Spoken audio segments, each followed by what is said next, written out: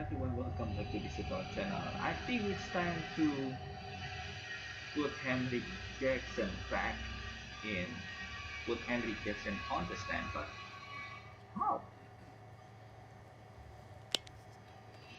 I know, Jack. I know. But without the boy, we got no other options. Then get the boy's testimony back in. Defense suppressed the audio lineup. Then Unsuppress unsuppress it. Unsuppress it. Well, Mr. Cutter, Miss Carmichael, why don't you tell us what's on your mind? Your Honor, the people's case is being hampered by the exclusion of Henry Jackson's testimony. He was an eyewitness, an ear witness, in fact, to this murder. Your Honor, this idea is based on voodoo science and old wives' tales. It's based on hard science, Your Honor. Save the rhetoric for the trial. I've read your briefs. Let's hear your arguments. Let's examine Henry's enhanced auditory ability. Your Honor, enhanced auditory perception on behalf of the blind is based on anecdotes and assumption. No studies have confirmed this ability. Is the defense attorney stretching the truth? Yes. I think Miss Benson said earlier that a study done by Neurological Center at Columbia University confirms it's true.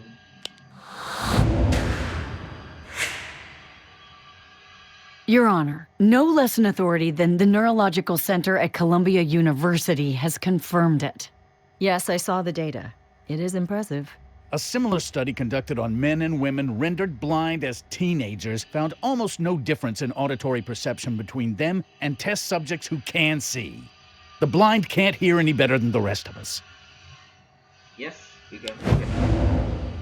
Miss Benson also said that researchers at Columbia concluded only that people blind since birth. If you want to be sure, I'll show you.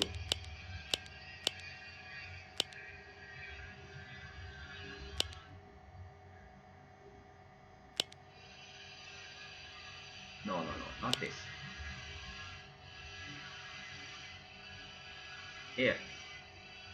Me and Curtis looked into it.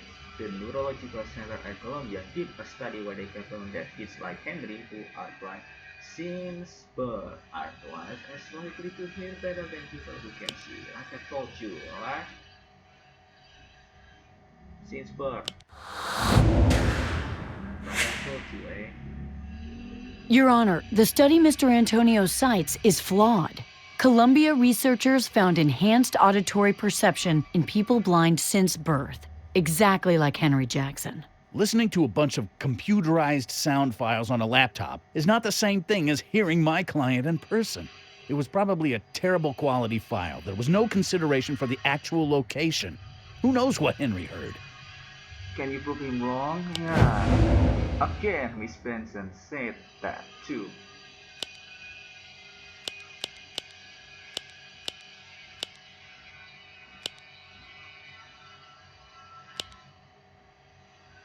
This is better.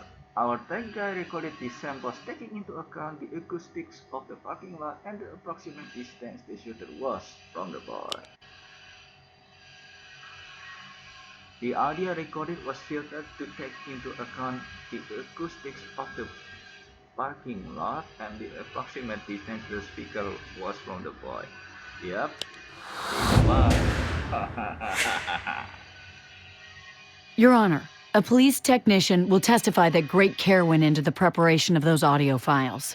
They were adjusted to take into account the acoustics of the parking lot and the distance of the speaker from Henry Jackson.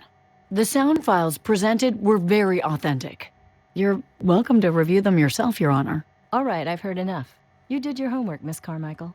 The court is satisfied that the audio lineup serves as reliable evidence. Henry Jackson is back in. Henry Jackson is back in. Yep. Let's continue. Let me continue. Woohoo. Hey, Henry. Olivia! You recognize me? Sure, I'd know your voice anywhere. You know, you don't have to do this if you don't want to, Henry. I want to. Hi, Henry. Abby's nice, but that other lawyer doesn't want people to believe your story. He may be kind of mean to you. I'm not scared of no lawyer. Ready? Good luck, Henry. I'll be watching. Good luck, Henry. I'll be watching. Henry, can you tell us what happened when you got to the parking lot? I heard some boys yelling, fighting. Mama, she tried to get us into the store, but then the shooting started. Before the shooting, tell us what you heard, Henry. I heard a car door open. The keys were still in the, what do you call it? Ignition.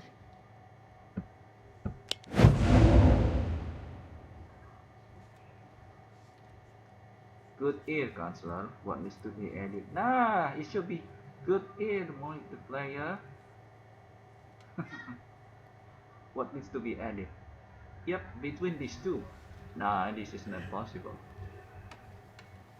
Okay, so if you wanna see about the year, wanna know about the year.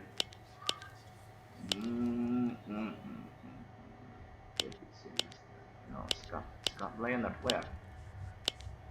Yep.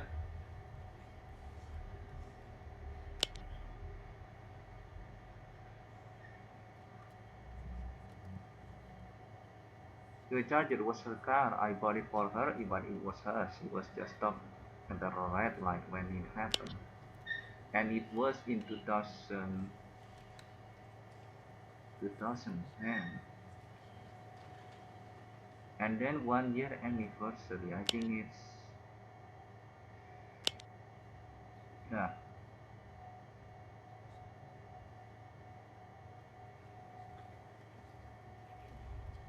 I think this one.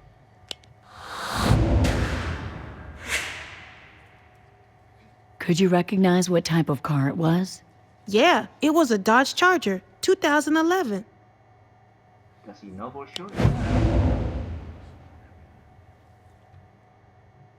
He remembers the unique tour chime from helping his friend fix another 2011 Charger.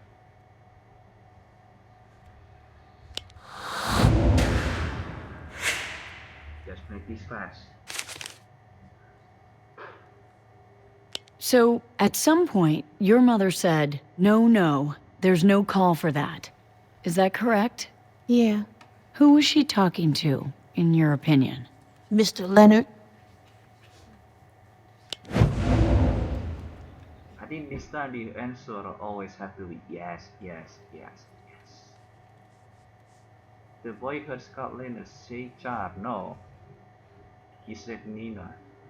The boy heard the car door chime, okay.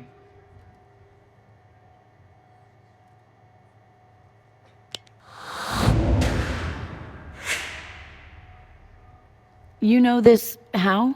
He must have got out of the car after the shouting started, because I heard that door chime to his Charger.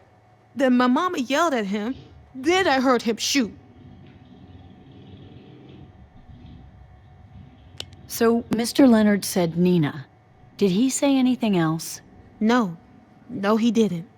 No warnings to the gang. No shouting like he was trying to defend himself. Just that word, Nina. That's it. I'll never forget his voice.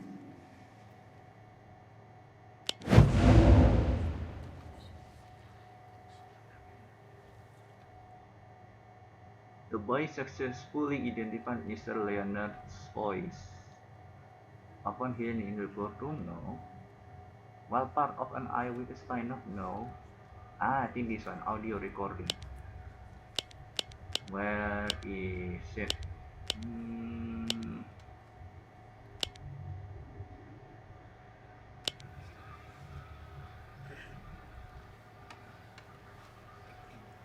Alright, Henry, I just want you to listen to these recordings and tell me which one is the voice you heard.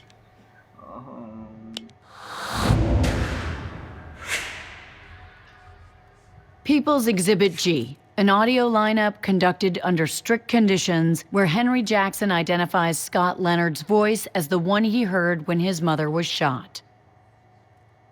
Thank you, Henry. Thank you, Henry.